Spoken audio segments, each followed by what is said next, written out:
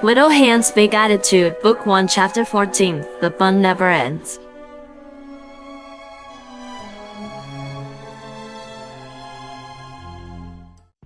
Maddie had called Tom and told him that she'd be home late that night with Knuckles.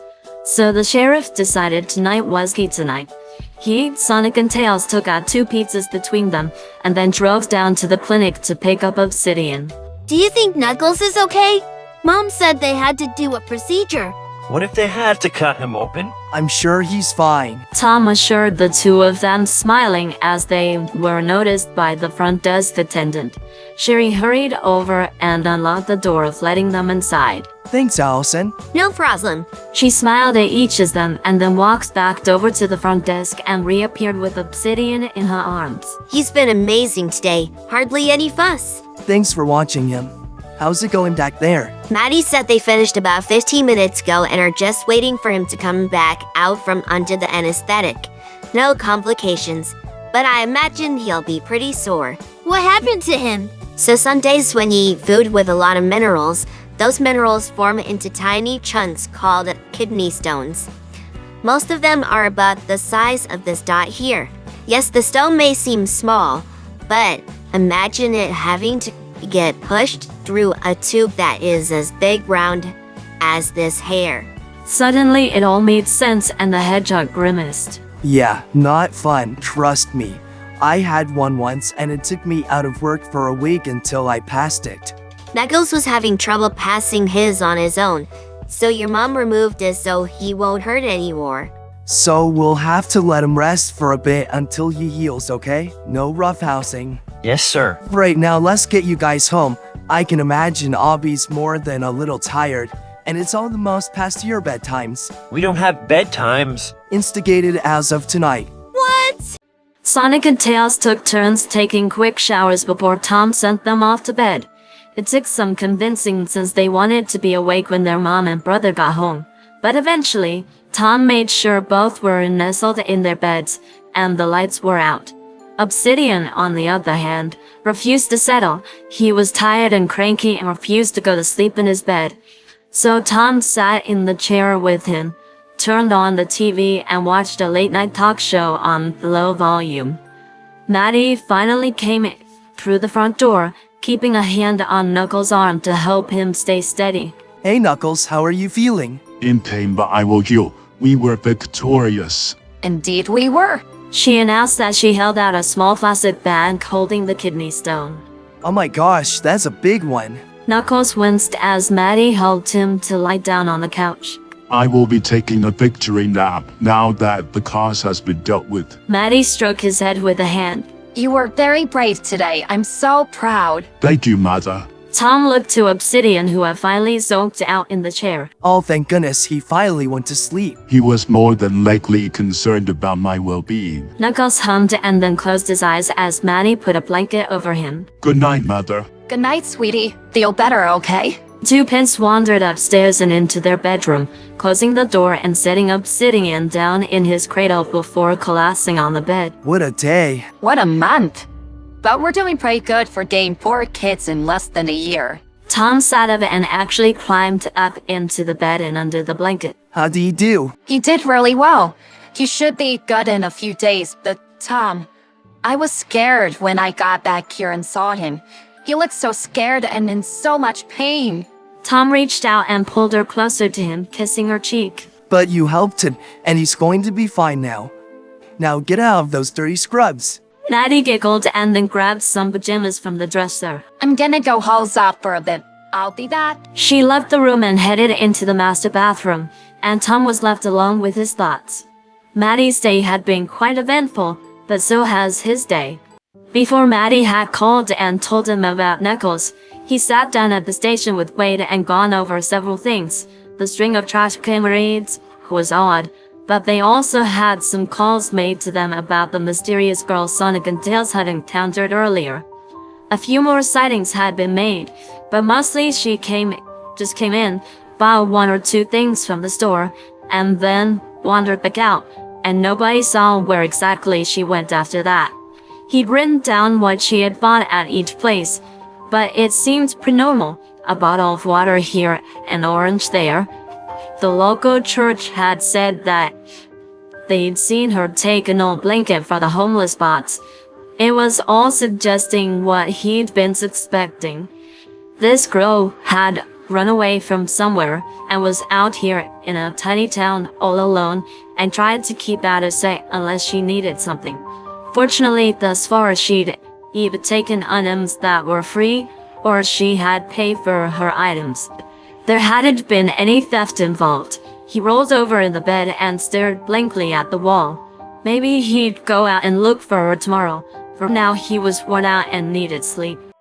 Sonic was running. He is running harder than he ever had in his life. He was in a dark, twisted wood, tree branches curving up, down, and around each other into a canopy that rarely allowed the moonlight to peek through. Some of the seemed to reach out as he passed and grabbed onto his arms and ankles. Shrieking and shouting followed him. They had found him somehow. How had they found him? He had to get home. He had to protect the others. He stumbled in the darkness, not even sure where he was going.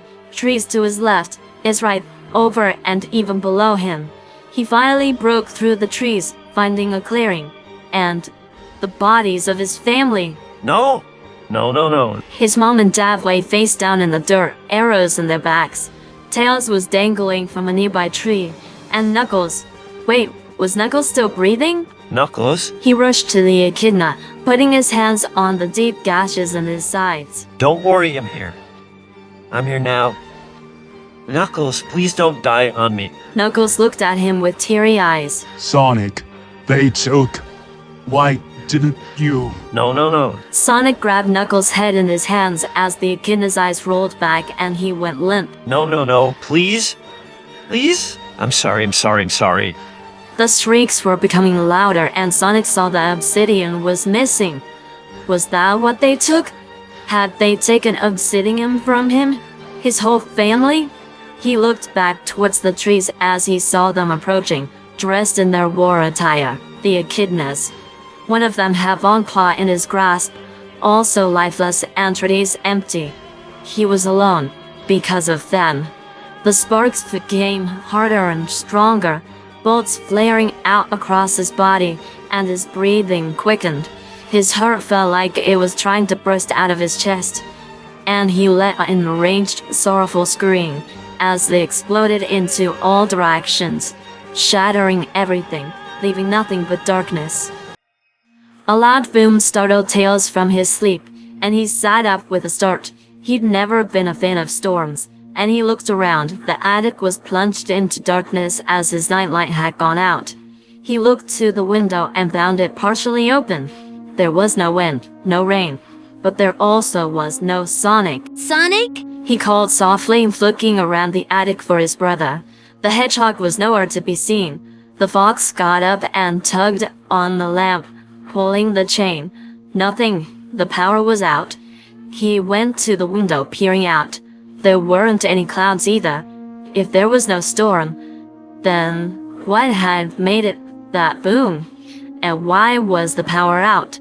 He grabbed a flashlight from Sonic's nightstand and fiddled with the switch until it flickered on. He then hurried to the door and pushed it open. Dad? He whimpered, flying down to the floor and then going to his parents' bedroom door. He knocked softly, waiting a moment. Dad? After a second, he heard stumbling and the door opened, revealing Maddie. Tails? What's the matter, sweetie? Mama, the power's out and there's no thunderstorm and Sonic's not in his bed. Maddie's eyes widened in the flashlight's beam, and she hurried back to the bed. Tom! There was a sleepy groaning from the bed, and after a brief whisper, Tails saw his dad sit up. What? Both parents were up and moving, Tom grabbing another flashlight and Maddie scooping up obsidian from his cradle. You guys stay in here. I'm going to look around outside. He went outside and they hurried into the living rooms. Maddie sitting down on the floor and pulling Tails into her lap.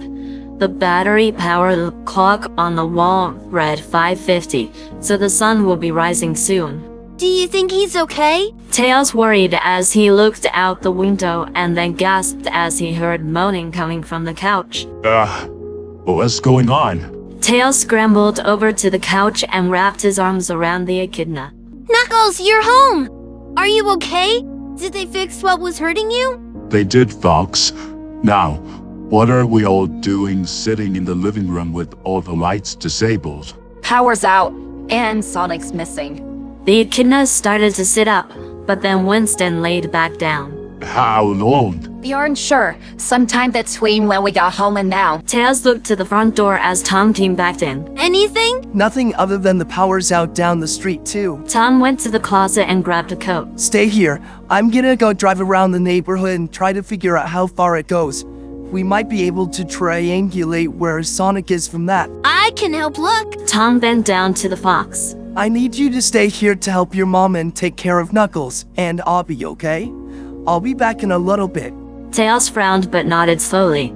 Tom patted Tails' head and then hurried back out the door. Sonic, please be okay.